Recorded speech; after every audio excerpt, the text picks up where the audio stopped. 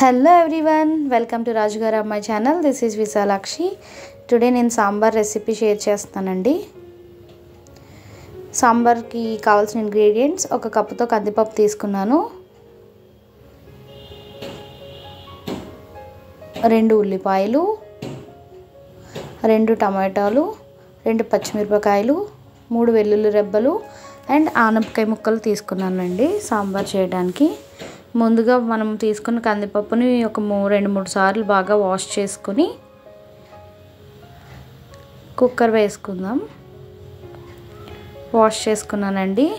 ఇందులో మనం ఏ కప్పుతో అయితే కందిపప్పు తీసుకుంటామో ఆ కప్పుతో 3 కప్స్ వాటర్ తీసుకోవాలి. 3 కప్స్ వాటర్ తీసుకొని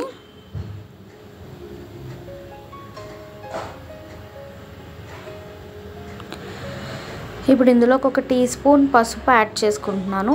టీ స్పూన్ అండి, చిన్న స్పూన్తో పసుపు యాడ్ చేసుకుంటున్నాను. అండ్ 3 ఇందాక తీసుకున్న 3 వెల్లుల్లి రెబ్బలు ఇందులో వేసుకుంటున్నాను. ఇప్పుడు క్లోజ్ చేసుకొని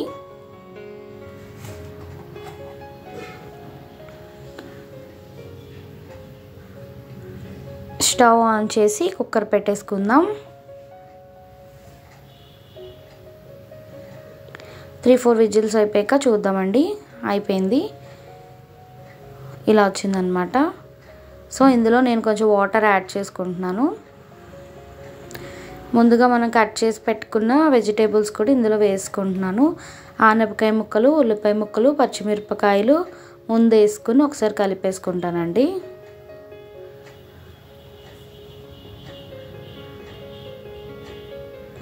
ఒకసారి కలిపేసుకుందాం.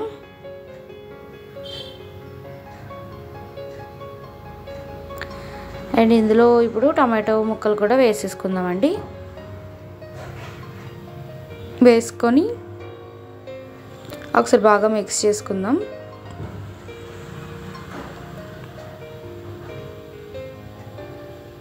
మూత పెట్టుకుందాం. ఆనపకాయ ముక్క కొంచెం మగ్గిపోవాలి. సో ఇప్పుడు ఇందులోకి చింతపండు తీసుకుంటున్నానండి. మీడియం సైజ్ టమాటో సైజ్ తీసుకుంటున్నాను. అది వాటర్లో నానబెట్టుకుందాం. కొంచెం కొత్తిమీర అండ్ ఇప్పుడు చూద్దాం, ఒకసారి మిక్స్ చేసుకుందాం. ఇంకా ఆనపకాయ మగ్గలేదు. ఇప్పుడు మగ్గిపోయింది ఆనపకాయ. సో ఇప్పుడు మనం ఇందులో కారం వేసుకుందాం.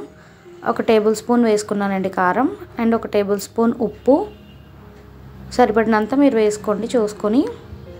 కొంచెం కొత్తిమీర యాడ్ చేసుకుంటాను. కొంచెం మరిగిన తర్వాత కొంచెం దగ్గరికి ఇందులోకి చింతపండు ఇందాక నానబెట్టాను కదండి, ఆ వాటర్ వేసుకుంటాను. చింతపండు వాటర్ వేసుకుంటాను. ఇందులో వేసుకున్నాను కదా. ఇప్పుడు ఇంకొంచెం ఒకసారి కలిపేసుకొని ఇంకొంచెం వాటర్ యాడ్ చేసుకుంటాను. థిక్గా అనిపిస్తుంది. సో ఇంకొంచెం వాటర్ యాడ్ చేసుకున్నాను. ఇది బాగా మరగాలి. సాంబార్ ఎంత మరిగితే అంత టేస్టీగా ఉంటుందండి. సో మూత పెట్టుకున్నాను, చూసారా.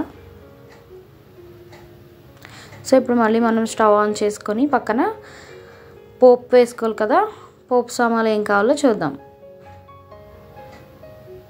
పోపు కోసం మనకు కావాల్సిన ఇంగ్రీడియంట్స్ 3 ఎండుమిరపకాయలు, 1 టీ స్పూన్ ఆవాలు, జీలకర్ర, 5 వెల్లుల్లి రెబ్బలు, కరివేపాకు. ఇవి పోపు సామాన్లు అండి. ఇవి వేసేసుకుందాం. పోపు వేగుతూ ఉంటుంది. ఈ లోపల నాకు ఒక క్వశ్చన్ అండి, సాంబార్కి పప్పుచారుకి డిఫరెన్స్ ఏంటంటారు? సాంబార్లో సాంబార్ పౌడర్ వేస్తామని సాంబార్ అంటారా? పప్పుచారులో ఏం వేయం కాబట్టి పప్పుచారు అంటారా? నాకైతే తెలియదండి. మీకు ఎవరికైనా తెలిస్తే కామెంట్ చేయండి. సో పోపు వేగుతుంది, సాంబార్ మరుగుతుంది కదా. ఇందులో కొంచెం సాంబార్ పౌడర్ యాడ్ చేస్తాను. నేను ఆచి సాంబార్ పౌడర్ వాడతానండి ఎప్పుడు. సో అదే వేసుకుంటున్నాను. 1 టీ స్పూన్ వేసుకుంటే చాలు. 1 టీ స్పూన్ సాంబార్ పౌడర్ చూసారు కదా, యాడ్ చేసుకొని కొంతసేపు మరగాలి. ఈ లోపల పోపు వేగుతుంది కదా. ఇది ఇలా కొంచెం మరిగిన తర్వాత ఆ పోపు కూడా వేగిపోతే ఇందులో యాడ్ చేసుకుందాం.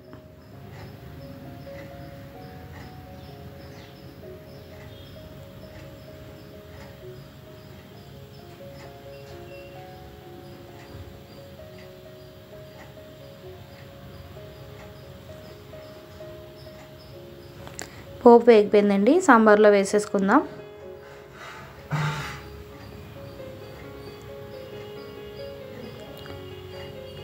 పోపు వేసినప్పుడు ఒక మంచి ఫ్లేవర్ వస్తుందండి, బాగుంటుంది. సో కొంచెంసేపు మరగాలి. పోపు వేసిన తర్వాత కొంచెంసేపు అలా బాయిల్ అవుతూ ఉంటుంది.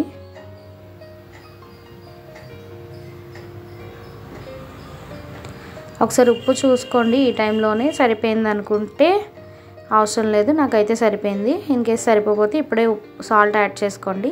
అండ్ కొంచెం కొత్తిమీర నేను వేసుకుంటున్నాను, దగ్గరికి అయిపోయింది కదా. ఒకసారి కలిపేసుకుంటాను.